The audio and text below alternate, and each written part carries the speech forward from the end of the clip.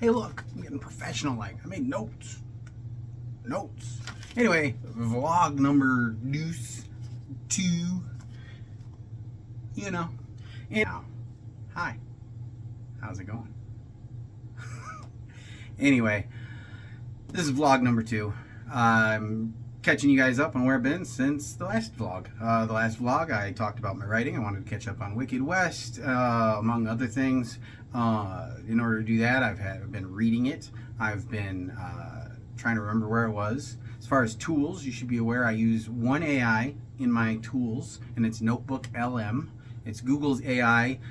Specifically, I use it because I like being able to remember things, and remembering things matters. And unfortunately, I can't remember everything. I write a lot of different stories, and a lot of my different stories have a lot of complexity to them. Complexity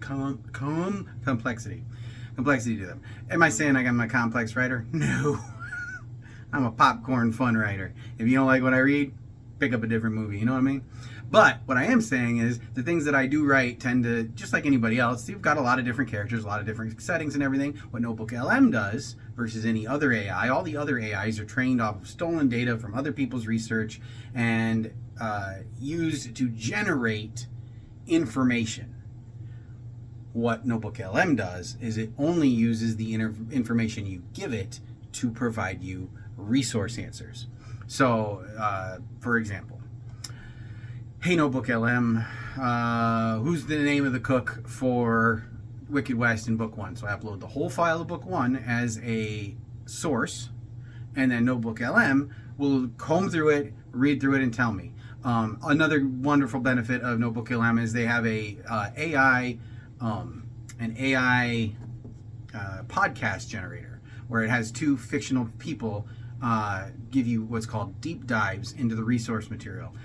So if you're a college student and you don't want to read the whole thing, but you want the general gist, it's really great for that. Or if you're an egotistical author and really want to hear people tell you the strengths, the pros versus the cons of your stories, or where it's weak, or the themes that you're hitting that you might not even know you're hitting, that's really great too. A tool that lets you review what you've done from an almost third-party session. Does it right for you? I don't know. I wouldn't let it. I like writing my own things. That's why I like this art, is I like creating stories. But it's a fun little AI. I do enjoy it. But it's been helping me go back through this and catch up on some of the information that I might have been missing. Where we last left off, chapter 12 of Wicked West 2, Sammy was in some predicaments, including getting locked up in handcuffs in a fort, and the handcuffs get rid of your UI, your user interface. So she was escaping that, or trying to, in chapter 12. And now we're moving on. The good news is I am almost prepped for jumping right back into it. I've got my story notes set up. I'm good to go. Look forward. We're coming. So what else? I got my notes again. Notes. They're what matters. Tome and Tart updates. So we've got that push cart, homestead cart, farm stand. You can follow us on Instagram. My wife created Ren and Matthew Davenport, Tome and Tart, farm stand. I think we've got 4 pictures up right now, just showing the stand, showing what it's on it and everything. Some of the books, some of the stuff Ren's making, the baked goods. We've had some issues with theft. We were expecting that. What we weren't expecting was the consistency or how we would address it. So right now, instead of keeping it right on the edge of the road where everything being grabbed is very easily grabbed by any kid walking by, and I assume it's kids. Every time we see parents out there, adults, we get paid. Simply put. Not saying kids are bad. I love kids. And I actually understand it entirely. You see treats sitting there, you're really hungry, and it's a very hot day, grab. But in order to mitigate that, we've now created arrow signs that aim towards where it is now, and it is up front right by our ring doorbell, so that it measures every time somebody shows up, and right by the door, so that way my nosy dog will know every time somebody's there. Really excited to see that take off. Saw Superman, gotta say, my favorite. It's my favorite. I'm a huge Superman nerd. Every little hint and tidbit they gave, every Easter egg I caught onto, so I was gonna like this one no matter what. But there are some things I did have against it. Specifically, I didn't like that their advertising campaign was so gung-ho on the dog. And that's because there are several instances in the movie where things I don't think kids should hear, and maybe this is just a little old-fashioned for me, but I got a 7-year-old daughter. I don't think kids should hear bad words that are really bad, or could be offensive, even if they sound cool. But you've just spent a whole campaign marketing that, hey, this is a really cute fluffy doggy, we should get all the kiddies in here, and the colors are popping, this is something kids are gonna watch. And at least several times in there, including Green Lantern. I loved it. Everything that I'm condemning, I as an adult loved. But when you got Green Lantern with most of his ring powers going whoop, whoop, kids are going to ask what that is if they don't already know. And they're going to think it's cool to do because Guy Gardner, while annoying to every adult, is fun for a kid. Other than that, man, he's the best Superman. And kindness is punk rock. I'm not a tattoo guy, but if I did, kindness is punk rock right there. I love it. What a phrase. I don't listen to that kind of music, but right now that featuring Iggy Pop, I think they're called the Turtlenecks, punk rocker, is playing nonstop in everything I'm doing. And then the other one, the fun, that one from Noah. I don't know the names. I don't know music. I'm told my wife was like, you haven't heard this before? I hadn't heard it before. I never hear anything. I'm not a music guy. I listen to some really old country. I like Weird Al, and Meatloaf's fun. That's about it. Paul Simon once in a while. And I like cake with frosting. You get it. It's funny. All right, anyway, the movie was great and fantastic. And again, my only complaints were probably the marketing regarding the dog. And I have friends that aren't me that know nothing about comic books. They had no idea who Mr. Terrific was and what his superpowers were. They didn't understand why Gary Gardner was there, and that he wasn't all the other Green Lanterns they've seen. And Hawk Girl just seemed on the peripheral. She was funny, and she brought some action, and that fun roar. Yeah, that fun roar, great, but nobody really knew who she was. And honestly, I thought she was Shaira Hall. I didn't think she was Kendra or whatever her name is. And now they're telling me that I was reading online, she's Kendra. So I don't know which direction they're going. I don't know if she's Thanagarian or Egyptian or both, because there's a lot of things in the comic books that merge them. I'll let them explain that to me. But if I'm confused, people who aren't me are even more so confused.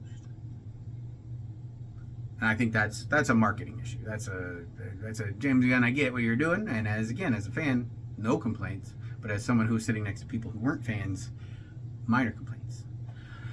What else? Notes. I finished reading the Garden of Good and Evil by C.T. Phipps. That's going into our Shub-Niggurath story, the Tales of Shub-Niggurath anthology that's coming out. I think that's book 9 of the Books of Cthulhu. We have the cover. I just posted that to Facebook. This week I'll try to post it to Instagram and maybe the Patreon. Why not? Duh. Here's my actual review without giving you any spoilers. That way you go out and read it or listen to it. It'll likely be Gary Noon doing the reading. I think he's already halfway through it probably. He's very gung-ho and very good at what he does. But what's really going to happen is, Tales of Shub-Niggurath, this takes place in the Cthulhu Armageddon series by C.T. Phipps. So it's very Wild West, very post-apocalyptic. And they meet up with someone who wants to maybe save humanity, maybe just save themselves, lots of stuff. The things I really liked about this story specifically are that there is a Yith cultist versus just cultists. This is a cultist of the Yith species who is doing things that the Yith species doesn't agree with, which is fun to be outside of that instead of inside of it as far as species-wise.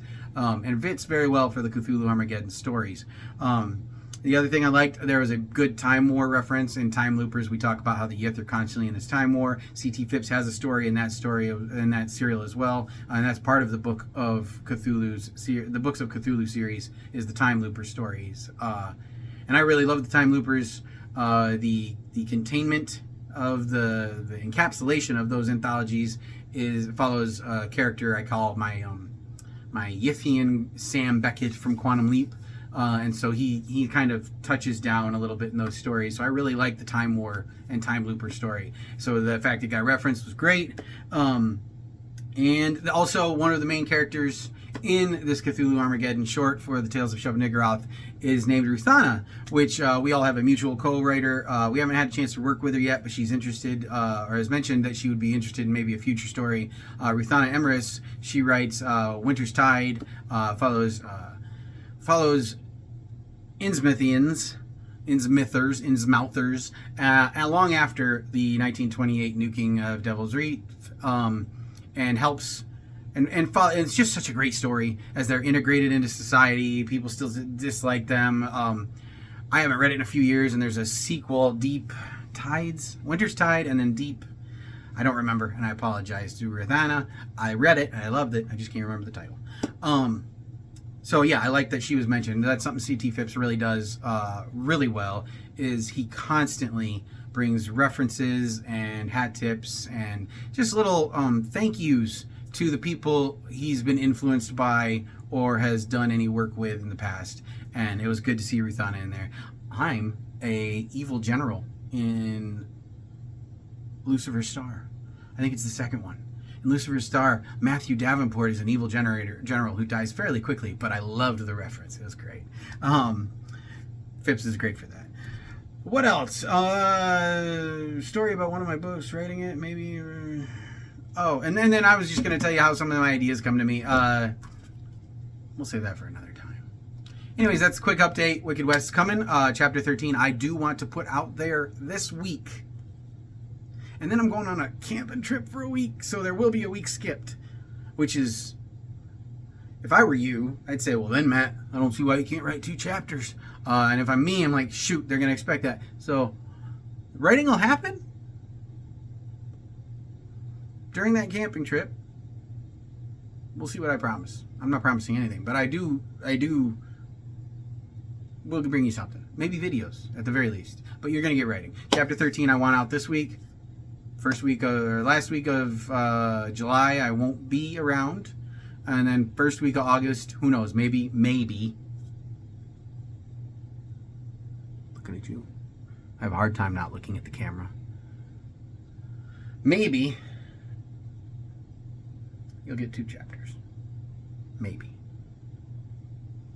And that's all I got. Good luck. Don't screw it up. All that fun stuff. Please comment if you like the videos. I'm going to keep doing them. I find I have to hack my brain to make myself do work sometimes. Making these videos, showing you my progress, talking about the things going on in my life is one of those things that encourages me to stay honest and keep working. The Patreon was another one of those. If I think people are seeing my stuff, I feel like I let them down if I miss weeks. So you gotta sometimes hack your brain, and this is another brain hack. I am reporting as ordered, as the writer, working for you, but also just filling you in on what's going on in Matt's life. So see you next time, folks. I don't know how to turn this off.